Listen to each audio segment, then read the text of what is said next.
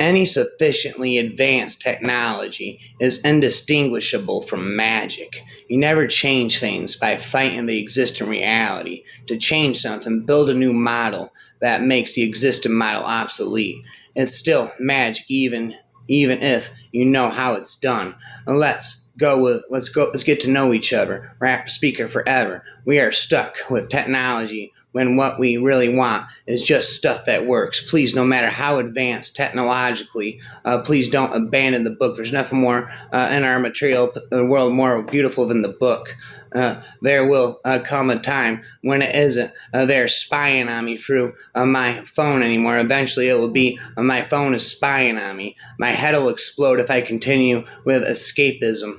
First, we thought the PC was a calculator. Then we found out how to turn numbers into letters with ASC2, and we thought it was a typewriter. Then we discovered graphics. We thought it was a television with the World Wide Web. We've realized it's a brochure. Yesterday I asked a robot, Gumball, if I think, do you know Murphy's Law of Gravitation? I answered, no, sir. I know only Newton's and Einstein's Law of Gravitation. I don't know Murphy's Law. I replied, hey, Gumball, the slice always falls with the buttered side to the floor. That's Murphy's Law. Everyone burst into laughter. Rap speaker forever. The problem of humanity is the following: we have the Paleolithic emotions, medieval institutions, and godlike technology, and it is terrifically dangerous, and it is now approaching a point of crisis overall. ACD, how quaint. We have these in museums. I suppose it's not a social norm and not a manly thing to do to discuss feelings, so that's what I'm giving a finger to. Social norms and stuff, but good are social norms, really. I think all they do is project a limited and harmful image of people. It thus impedes a broader social acceptance of what someone or a group of people might actually be like. Computers are useless. They can only give you answers. Maybe you could be mine, or maybe we'll be entwined, aimless in this sexless foreplay before you become too entranced with gorgeous gadgets and mesmerize and video displays. Let me remind you that information is not knowledge. Knowledge is not wisdom, and wisdom is not foresight. Each grows out of the other, and we need them all. That's sad how plastic and artificial life has become. It gets harder and harder to find something real. Nin interlocked his fingers and stretched out his arms. Real love, real friends, and real body parts. Technological progress has merely provided us with more efficient means for going backwards. You may live to see man-made horrors beyond your comprehension.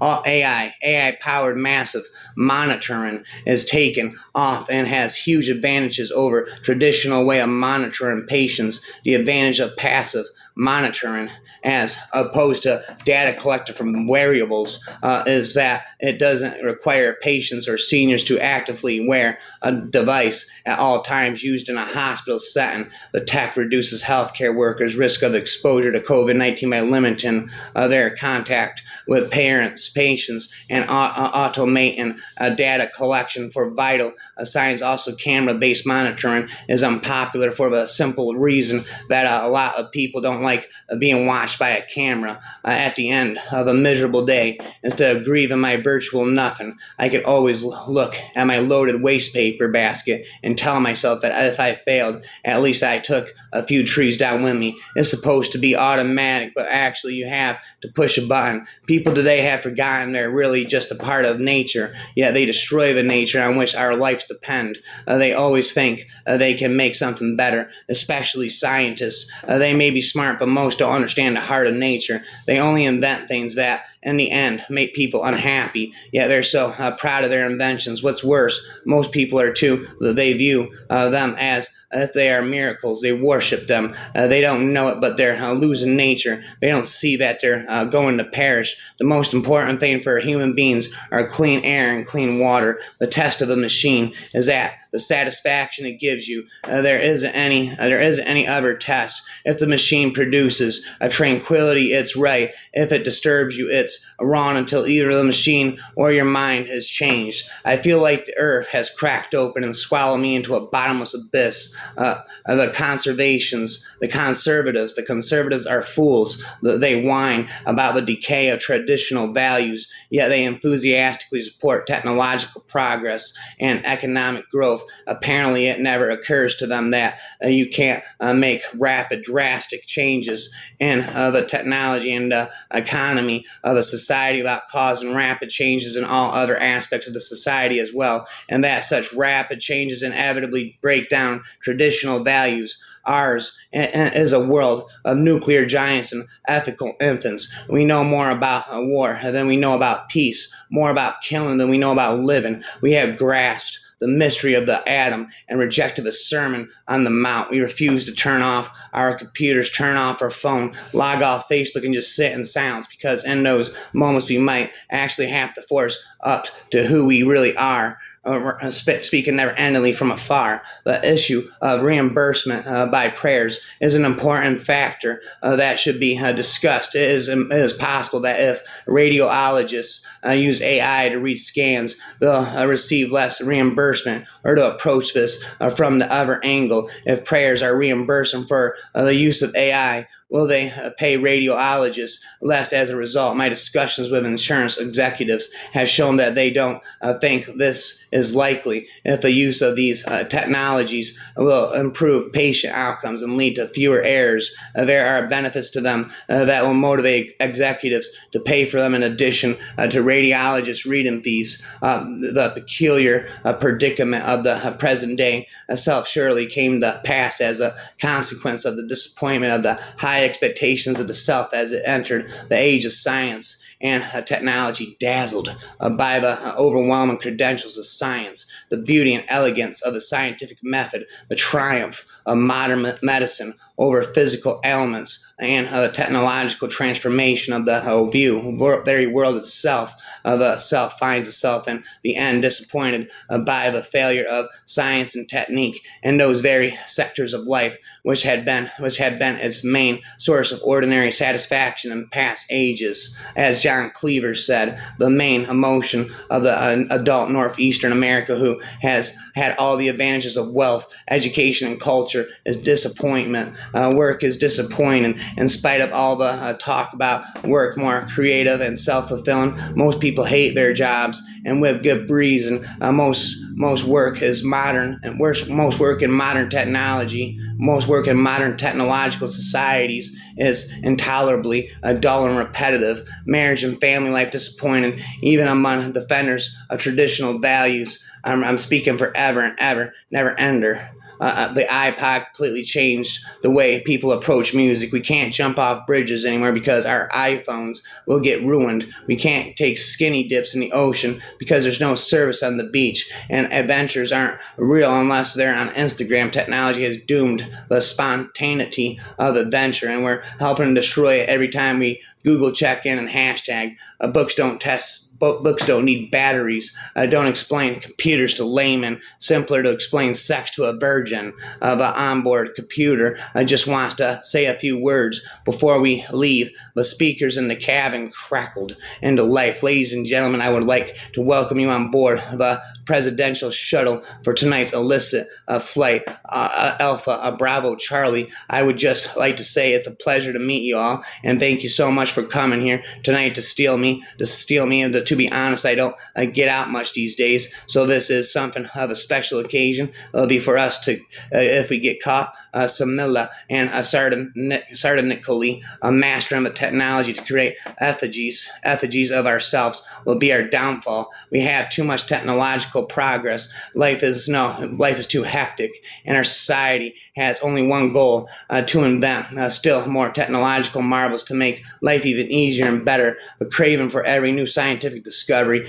breeds a hunger for greater comfort and a constant struggle to achieve it. All that kills the soul, kills compassion, understanding, nobility. It leaves no time for caring what happens to other people, least of all criminals. Even the officials in the Nezalos, remote areas, are better, for they also concerned with public peace. It gives them many headaches, but they seem to believe what that bringing about a man's salvation is worth the effort. I find that magnificent. My wish simply is to live my life as fully as I can in both our work and our leisure. I think we should be so employed in our time. This means that we must save ourselves from the products that we are asked to buy in order ultimately to replace ourselves. Pythagoras has had me going round in circles for years. Science fiction is the last great escape. People who smile while they are alone used to be called insane until we invented smartphones and social media. I think that novels that leave out technology and misrepresent life as badly as Victorians misrepresented life by leaving out sex. Even the technology that promotes to unite us divides us. Each of us is now electronically connected to the globe, and yet we feel utterly alone. I had a close encounter with an alien last week. He returned to visit us and was amazed we were still there. Artificial intelligence never stops for lunch. The human race will lose their place at the table very soon. Everyone knows that the internet is changing our lives mostly because someone in the media has uttered that exact phrase every single day since 1993. However, it certainly appears that the main thing the internet has accomplished is the normalization of amateur pornography. There is no justification for the amount of naked people on the World Wide Web, many of the whom are clearly doing so for non-monetary reasons. Where these people 15 years ago, where there really millions of women in 1986 turned into their husbands and saying, I would love to have total strangers masturbate to images of me deep throwing a titanium dildo. But there's simply no medium for that kind of entertainment. I guess we'll just have to sit here and watch Falcon Crest again. She's no foot but scraped to his thigh was what looked like a wooden table leg. It looked ridiculous. The idea was completely idiotic. A naked pirate who couldn't even afford a proper peg leg. There might be some lost tribe somewhere on the planet who hadn't been exposed to the movies and books of the genre. About these 8 million mils. These 8 million mils was the oldest at 28, had grown up in a world where reanimated dead who shambled along, eating brains were part of the fabric of everyday life, where zombie movies equated to drinking games and late night laughs and getting laid. Our technology forces us to live mystically, when a distinguished but elderly scientist states that something is possible, he is almost certainly right. When he states that something is impossible, he's very probably wrong. The only way of discovering the limits of the possible is to venture a little way past them into the impossible. Any sufficiently advanced technology is indistinguishable from magic. Nobody that has seen a baby born can believe in God for a second. When you see your child born and the panic and the amount of technology that is saving the life of the two people you love most in the world, when you see how much stainless steel and money it takes to fight off the fact that God who wants both of those people dead.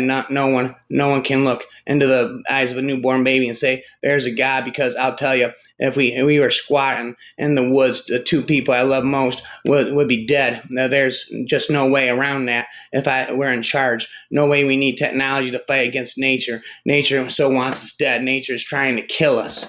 Humans are the reproductive organs of technology. The AI does not hate you, nor does it love you, but you are made out of atoms with which it can use for something else. It was one thing to use computers as a tool, quite another to let them do your thinking for you. I do not believe that all books will or should migrate into screens. Americans worship technology. It's an internet trait and a national Ziet.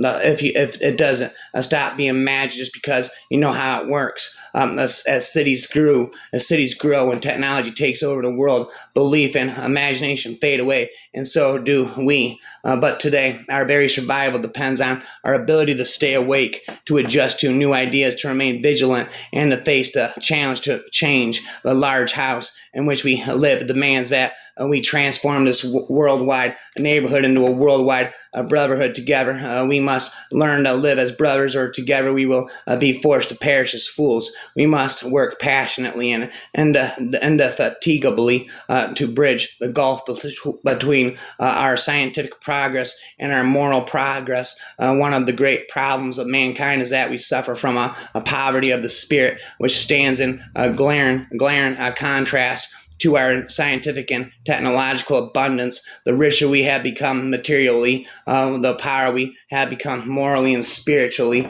I was flipping channels, watching this cheerleading program on MTV. They took a field hockey girl and transformed her into a cheerleader by the end of the show. I was just wondering, what if she liked field hockey better? Gino's Pizza Boy had the book of someone whose biggest aspiration in life was to make it out of high school after 2 senior years. He's seen combat and had been through 2 divorces, hadn't thought of himself as a fearful man, but that was 10 minutes ago. The same First Amendment that gave people the right of for thoughtful discourse with radically different views, gave people the right to say all the stupid shit they wanted in the second, the means, if not the guidance to protect the first, and a reason to pay attention. It didn't come from the government down. There was no dictum, no declaration, no censorship to start with, no technology, mass exploitation, and minority pressure carried the trick, thank God. It seems to me going that the advance of civilization is nothing but an exercise in the limiting of privacy. The society eliminates geographical distance only to produce a new internal separation. Ethics change with technology. Some of the greatest discoveries consist mainly in the clearing away of psychological roadblocks which obstruct the approach to reality, which is why post factum they appear so obvious. Technology is just a tool in terms of getting the kids working together and motivating them. The teacher is the most important. Science and technology multiply around us to an increasing extent. They dictate the languages in which we speak, and I think either we use those languages or we remain mute. Nen knew how much humans loved money, riches, and material things, though he never really could understand why the more technologically advanced the human species got, the more isolated they seemed to become. And at the same time, it was alarming how humans could spend entire lifetimes engaged in all kinds of activities without getting any closer to knowing who they really were inside.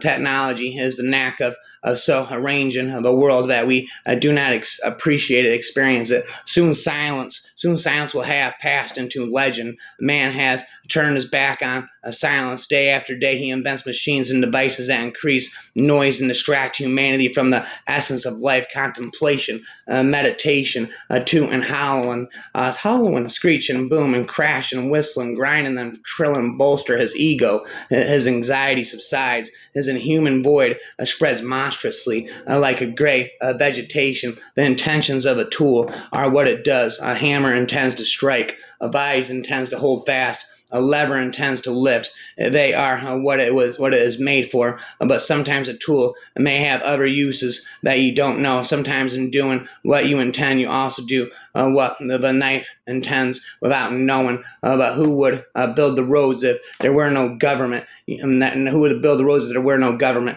The production of too many useful things results in too many useless people. Bassists are very good with their fingers, and some of us sing a backup vocal, so that means we're good with our mouths too. Magic, that's just a label, completely meaningless. It wasn't so very long ago that people were saying that electricity was magic. The internet is like alcohol in some senses. It accentuates what you would do anyway. If you want to be a loner, you can be more alone. If you want to connect, it makes it easier to connect.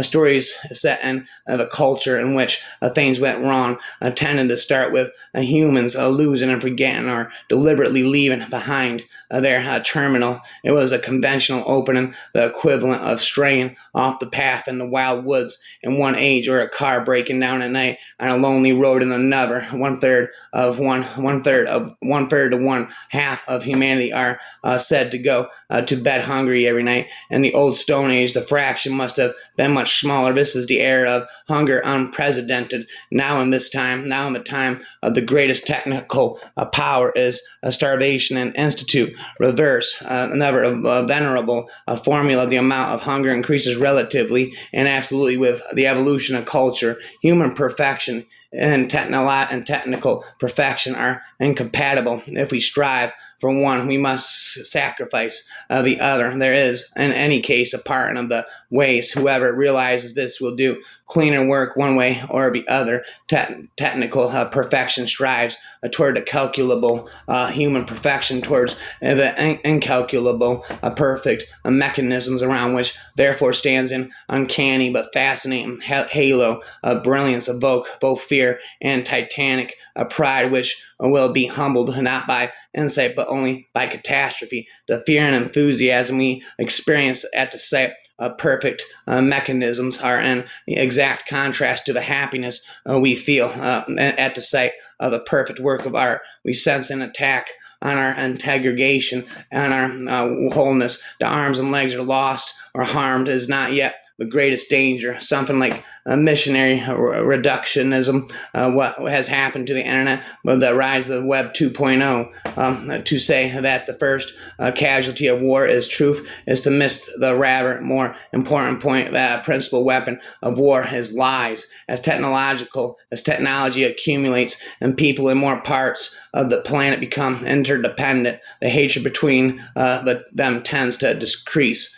For the simple reason that you can't kill someone and trade with them too. In the age of technology, there is constant access to vast amounts of information. The basket overflows. People get overwhelmed. The eye of the storm is not so much what goes on in the world, it is the confusion of how to think, feel, digest, and react to what goes on. We have not noticed how fast the rest has risen. Technology is the campfire around which we tell stories. Hi there, squeaked precious little voice. You are speaking to Chloe, and I have just learned how to answer the phone. Well, there if I go. The steam seems to have killed all gratitude in the hearts of sailors. We are losing our common vocabulary built over thousands of years to help and delight and instruct us for the sake of what we take to be the new technology, to technology's virtues. We are the children of a technological age. We have found streamlined ways of doing much of our routine work. Printing is no longer the only way of reproducing books. Reading them, however, has not changed. All of a sudden, we've lost a lot of control. He said, we can't turn off our internet. We can't turn off our smartphones. We can't turn off our computers. You ask a smart person a question. Now, who do you ask? It starts with G-O, and it's not God. Well, and the place of the worst barbarism is that modern forest that makes use of us, this forest of chimneys and bayonets, machines and weapons of strange and inanimate beasts that feed on human flesh. Our advanced technological society is rapidly making objects of us and subtly programming us into conformity to the logic of its system. To the degree that this happens, we are also becoming submerged in a new culture of science. Right, my phone, when these things first appeared, they were so cool. Only when it was too late did people realize they are as cool as electronic tags on remand prisoners. The intentions of cybernetic totalist tribe are good. They are simply following a path that was blazed in earlier times by well-meaning Freudians and Marxists. The ultimate concept car will move so fast even at rest as to be invisible. If it hurts, do it more frequently and bring the pain forward. Some things are just like riding a bicycle. You jump on pedal and hope you don't fall. If privacy had a gravestone, it might read, "Don't worry, this was for your own good." This is the whole point of technology. It creates an appetite for immortality. On the one hand, it threatens universal extinction on the other. Technology is lust removed from nature. You just didn't hate the railway as such. He hated the way it flattered people with the illusion of progress. What was the point of scientific advance without a moral advance? The railway would merely permit most people to move about, meet, and be stupid together. Speak stupid together forever. It is tempting to write the history of technology through products, the wheel, the microscope, the airplane, the internet, but it is more illuminating to write the history of technology through transitions, linear motion to circular motion, visual space to subvisual space, motion on land, the motion on air, physical connectivity, the virtual connectivity. The design is limited to fancy new gadgets. It doesn't matter how long we've used something. All that matters is how awesome the thing is replacing it. MP3s and automobiles happen to be really awesome, whereas ebooks, at least as far, are fairly limited in their awesomeness. Western society has accepted as unquestionable technological imperative that is quite as arbitrary as the most primitive taboo, not merely the duty to foster invention and constantly to create technological novelties, but equally the duty to surrender to these novelties unconditionally just because they are offered without respect to their human consequences. Technical people don't make good slaves. Without their wholehearted cooperation, things fall apart. In our modern age, cell phone technology permits us to record a constant brutality that occurs all around us. We experience not an uptick in violence, but a new kind of witness. And it's too late to be studying Hebrew. It's more important to understand even the slang of today. These people were the first to master a new kind of late 20th century life. They thrived on the rapid turnover of acquaintances, the lack of involvement with others, and the total self-sufficiency of lives which needed nothing. Were never disappointed. I might love my e-reader, but I'd never pass up the chance to browse real books. Human beings disappear, their histories remain. The goal of religious thinking is exactly the same as that of technological research, namely practical action. Whenever man is truly concerned with obtaining concrete results, and whenever he is hard pressed by reality, he abandons abstract speculation and reverts to a mode of response that becomes increasingly cautious and conservative as the forces he hopes to subdue, or at least to outrun, draw ever nearer. We are not sheep or cows. God didn't create fences for us or boundaries to contain our nationalities. Man did. God didn't draw up religious barriers to separate us from one another. Man did. And on top of that, no father would like to see his children fighting or killing each other. The Creator favors the man who spreads love over the man who spreads hate. A religious tale does not make anyone more superior over another. If a kind man stands by his conscience and exhibits truth in his words and actions, he will stand by God regardless of his faith. If mankind wants to evolve, we must learn from our past mistakes. If not, our technology will evolve without us. Emphasizing the crowd means de-emphasizing individual humans in the design of society. And when you ask people not to be people, they revert to bad mob-like behaviors. Be a surfer, watch the ocean, figure out where the big waves are breaking, and adjust accordingly. It would be better to dump the whole stinking system and take the consequences. As technology advances in complexity and scope, fear becomes more primitive. The nice thing about Twitter is the agriculture, architecture of visibility. Email is invisible unless you reach out to someone directly with Twitter. Anyone can follow you, and this is one of the big changes that was really introduced by Flickr, who was this wonderful idea that you can follow somebody without their permission, recognizing that relationships as asymmetrical, unlike Facebook, where we have to acknowledge each other, otherwise we can't see each other.